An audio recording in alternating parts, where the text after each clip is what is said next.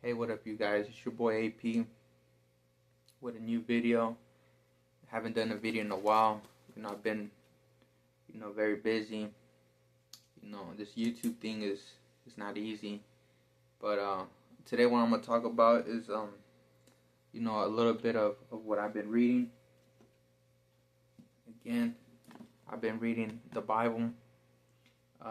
You know, um, I've been trying to read 3 chapters every day, but sometimes it's not easy. Sometimes even reading, sometimes one if you're really in a hurry, but 3 is what I've been trying to aim for, and so right now I'm in Exodus. I'm starting to read from the beginning.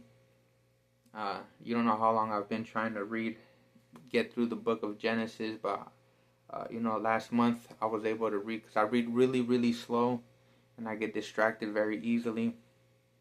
But I was able to finish Genesis, the whole book of Genesis, finally.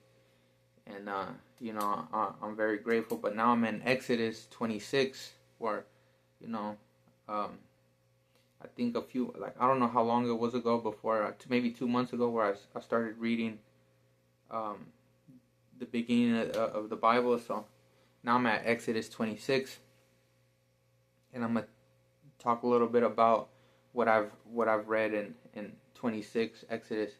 So in this chapter, it's not really much is going on. There's just like a lot of instructions of how to build, certain items for the worshiping of God. And in the chapters prior to this, like 25 and 24, it was explaining. It's just I guess this is like one of the reasons where people don't really like to read the Bible, because some sections of the Bible or portions of the Bible are easy to follow. They're like bedtime stories or fairy tales or just action comic. A lot of interesting things. But there's some parts of the Bible where it gets kind of boring. I understand, like the genealogy of families and the instructions of certain items that God requires his people to build, and it has like measurements. It has like how it was built, and it gets kind of boring, and not only boring, but like you get lost. It's very hard reading. I hate reading instructions. Every time I build something, even this, I throw away the instructions, and I try to figure it out off the rip, but I end up wasting more time. I end up building it wrong, and I have to go back and I have to read the instructions. But I hate reading instructions. I'm sure a lot of you guys hate reading instructions, and it's hard. It's just hard for me to read instructions. Is very, I don't know. I have to see how it's built, and then I can do it. I'm a visual learner. It's very hard for me to listen to it, read it. It gets complicated for me. So that's what it was. But good thing we're now 2025, where you got Google, you got YouTube, you got all these tools that can help you understand it. So what I do is I just read through it. I skim through it, and then I go to YouTube, and there's like videos. You could go like how it looks, the instructions that they're building, and that all makes sense. But when you're reading it on these certain sections where it's just basically instructions of what they're building, I just read through it, and then I go to Google, and then I put Exodus 26 explained, and then they'll tell you like the main themes, and then you could go to YouTube, and then they'll show you like how it's built, what type of material they're using, how it was like carved out, or certain materials, and then you can have like, oh, okay, now I understand. But yeah, so in Exodus 26, it was just a bunch of instructions of, let me see, it says right here, of the curtains, like fine linen, like building, like constructing linen. So here in 26 it says that God gave God-given ability to Bezalel and Oholiab. I'm pretty sure that's not how you pronounce it, but two individuals, Bezalel or Oholiab. So these men were given special ability, like God-given ability. I always kind of wondered, like, how did people know how to build certain things? Like, there's like very complex things, and right here, God chose one man, like gave him like absolute the highest wisdom of his craft in his area, his skill. Chose another one, gave him a good amount of skill to be his helper, and then other individuals, he what's it called?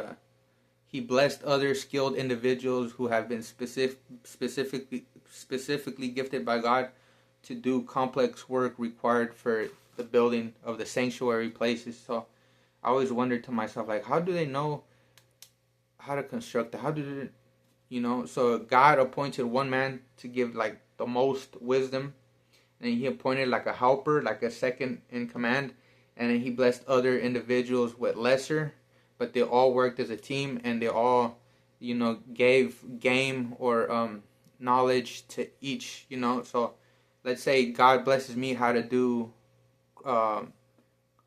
is that how you say carpentry, like woodworks?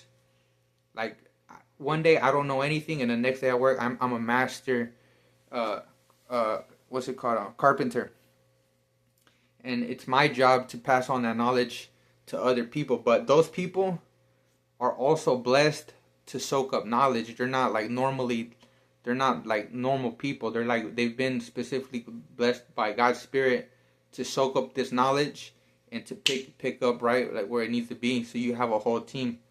So that's what I thought was very cool, that God gave people the knowledge. Just it's not normal knowledge. It's not normal willingness, and so I thought that was pretty cool.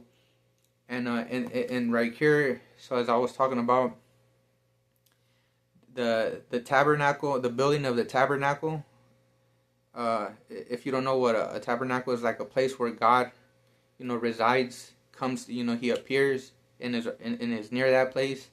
Other, items that are used to adorn the what's it called, the tabernacle, and in chapters before they were talking about clothing of Moses' brother Aaron and his sons to be priests.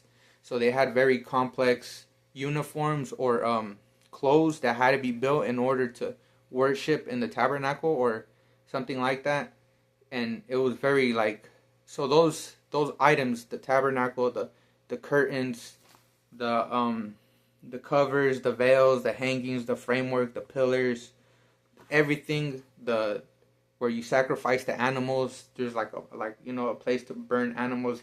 Everything is so precise with instructions, and I guess that's just, to me, just telling me that God always wants it a certain way. You just can't go off on your own. You have to.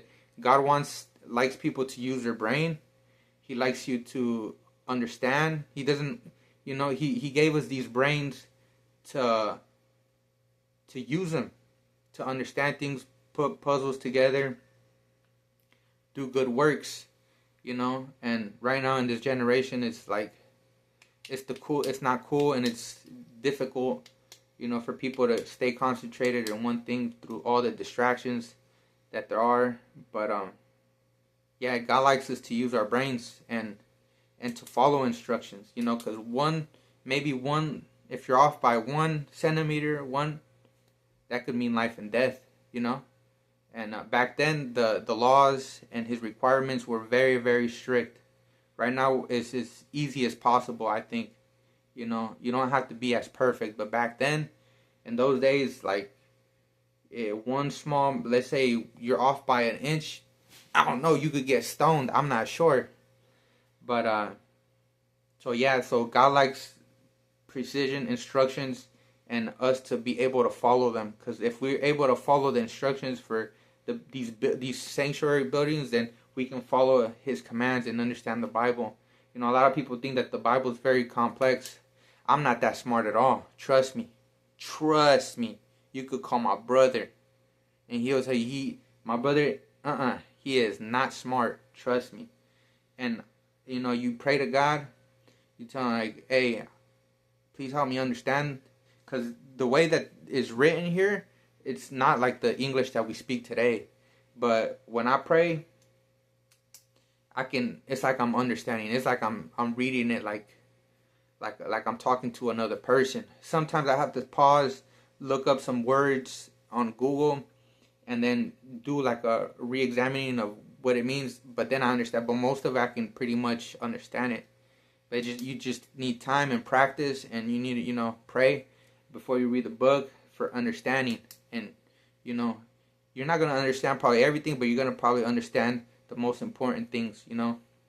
But yeah, so the main themes of this chapter and prior chapters were obedience, the gifting of divine craftsmanship, and a community working together, like the God's people, the Israelites, bringing in goods, materials like gold and fine linen and goat skin and badger skin and all types of stones, anything to use material to build for God's, you know, purpose. And you know, they had so much that the people were so willing, and that Moses had to tell the people, like, we have enough, you know, to build, and we don't need no more. So yeah, that's how you know, rally up a community. How, you know, when a natural disaster occurs, when people, you know, bring in what they have out of their good hearts, then there's enough for everyone. So right here, that's what the chapter emphasizes, the themes, and, you know, that's what I've read. That's my video, and I hope you guys enjoyed it, and I'll see you guys with the next one.